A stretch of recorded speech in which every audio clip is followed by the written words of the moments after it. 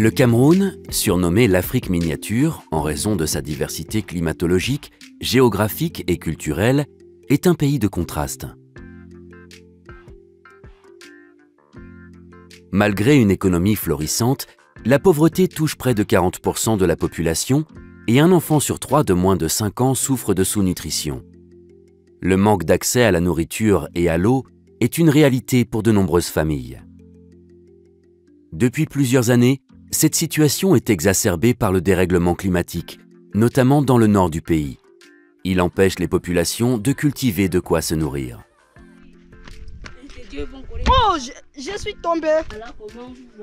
Je m'appelle Didier Mayanao et avec mon frère Mikanao, yes, on a passé le concours entrée en 6e. Salut Rabi. Yes. Je m'appelle Mayanao. Je me réveille. Comme mes copains m'appellent comme ça là. Oui. Ici, vous êtes chez moi et voici ma maison.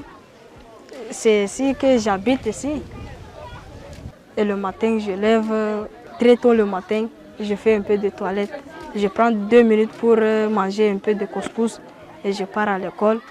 De notre cher et beau pays, et si nous repose notre Cameroun, j'aime de 4 coins de la terre et de nos aïeux.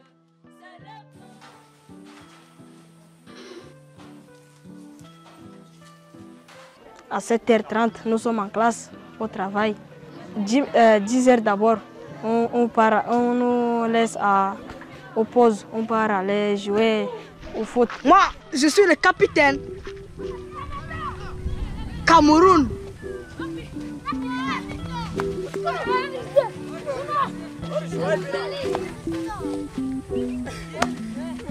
Après midi, on rentre. On vient avec mon frère Meganao Guéyek là. On va aller chercher de l'eau pour que notre mère prépare nos repas. L'eau est vitale pour être en bonne santé, mais elle est aussi essentielle pour se laver, faire la vaisselle, cuisiner, faire pousser des plantes ou nourrir les animaux. Pour réaliser toutes ces tâches du quotidien, les enfants doivent aller chercher l'eau à l'extérieur du village, remplir des bidons et les ramener à vélo. Cette eau si précieuse peut devenir un problème quand arrive la saison des pluies. C'est le cas à quelques kilomètres d'ici, à Bembel.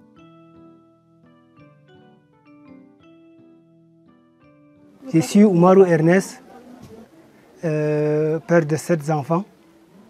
Je suis fils d'ici, je suis né ici, à Bembel. Depuis quelques années, la sécheresse devient plus dure et la saison des pluies se raccourcit. Lorsqu'elle arrive vers la mi-juin, la pluie tombe en très grande quantité, mais elle ne s'infiltre pas dans les sols. Elle détruit les terres sur son passage, emportant tout. Elle détruit même les puits. À Tokombéré, dans la commune de Mayana et Megano, Action contre la faim a contribué à créer un bief.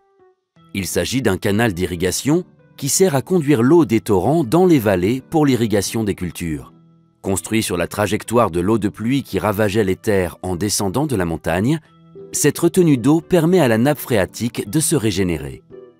Le BF est arrivé ici, je pense, grâce à un partenaire ACF qui a vu la doléance de la population, la souffrance de la population. Lorsque ACF est venu s'installer dans la ville à Tokombéré, ACF d'abord son objectif primordial c'est de lutter contre la famine. Donc elle ne peut pas éradiquer mais de réduire la famine qui fait rage au village. J'ai fait beaucoup le coton. L'année passée j'ai fait beaucoup tout mes chers là, c'est le coton, j'ai fait seulement un peu le mil. Je ne fais pas le coton cette année, pourquoi? Parce qu'il faut qu'on produise ce qu'on consomme. Au Cameroun, la majorité des personnes vivent de ce qu'elles font pousser. Elles mangent ce qu'elles cultivent ou vendent une partie de leur récolte pour gagner de l'argent. Les conséquences du dérèglement climatique sont donc dramatiques. Il est de plus en plus difficile de cultiver ces terres dégradées et les sécheresses extrêmes augmentent la période de soudure. Cette période correspond à la durée entre la fin des réserves et l'arrivée de la nouvelle récolte. Chacun tente de trouver une stratégie pour raccourcir cette période de soudure et pouvoir ainsi avoir de quoi se nourrir correctement. Alors, je suis Mohamedou Mokhtarou Youssouf, je suis superviseur sécurité alimentaire à Action contre la faim dans le cadre du programme Résilac. Le changement climatique a plusieurs conséquences au niveau des communautés. Déjà, on se rend davantage compte qu'il y a une certaine dégradation des terres et on voit aussi qu'il y a une perte de la biodiversité. Mais maintenant, il y a l'inondation, les éléphants aussi nous menacent beaucoup maintenant. Là. On ne récolte plus comme avant. Oh, la récolte est en baisse. Quand il n'y a plus à manger dans la famille, des fois, je prends ma chèvre, je pars vendre au marché pour avoir de l'argent. Donc je les achète des milles pour nourrir ces enfants. Ces stratégies à court terme ne répondent pas aux besoins du plus grand nombre. Action contre la faim met en place des solutions plus durables. Les actions que nous menons, c'est premièrement, avec la communauté, c'est déjà utiliser les ressources disponibles, c'est-à-dire la matière disponible pour essayer de fertiliser ces sols, pour restaurer ces sols. Action contre la faim met en place un programme appelé Champ École Paysan. C'est une méthode d'apprentissage par l'action. Avec le soutien des agronomes de l'association, les communautés mettent en œuvre de nouvelles techniques agricoles. Une des techniques enseignées est appelée demi-lune. Adaptée à ces terres dégradées, elle permet de restaurer les sols, de les fertiliser grâce à du compost composé de bouse de vache et de déchets organiques et d'augmenter les quantités récoltées. Bon, nous sommes les facilitateurs ACF dans la communauté. C'est pourquoi nous sommes maintenant capables de le faire, capables de réhabiliter une sol dégradé. Les demi-lunes, c'est comme celle-ci, 4 mètres de la longueur et 2 mètres de large. Donc, on creuse à 30 cm. Une fois creusé, on met le compost. On verse beaucoup. On prend la terre, on mélange. Au début de la saison des pluies, on sème 2 ou 3 rangs de céréales. Les demi-lunes permettront ainsi de diriger les eaux de pluie au pied des plantes pour qu'elles puissent pousser correctement.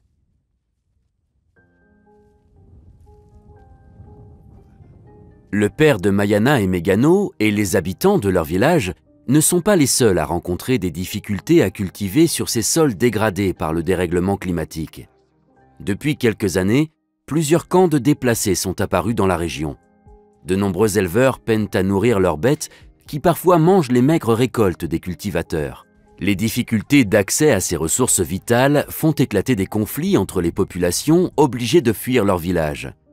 Elles se retrouvent dans ces camps, contraintes de vivre dans des tentes. Sans terre ou sans bétail, elles n'ont plus aucune ressource pour nourrir leur famille. Action contre la faim intervient en urgence dans ces camps, en fournissant des produits et des matériaux de première nécessité, comme des savons, des draps ou encore des ustensiles de cuisine. Une fois par mois, les équipes d'Action contre la faim se rendent également dans ces camps pour agir sur le problème de santé le plus urgent, la sous-nutrition infantile.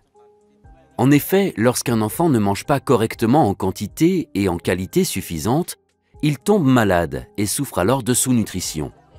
Pour détecter un enfant sous-nutri, Action contre la faim utilise un outil appelé le périmètre brachial.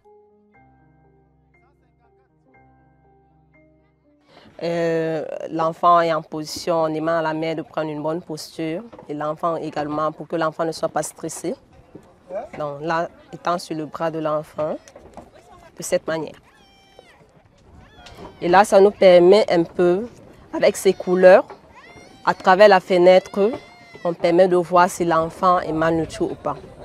Donc le rouge, c'est la malnutrition aiguë sévère. Le jaune, c'est modéré. Et le vert, c'est en bonne santé. Afin de vérifier que l'enfant n'a pas d'autres maladies ou des complications médicales majeures, les agents de santé d'Action contre la faim réalisent des tests d'appétit. On utilise pour cela un aliment thérapeutique.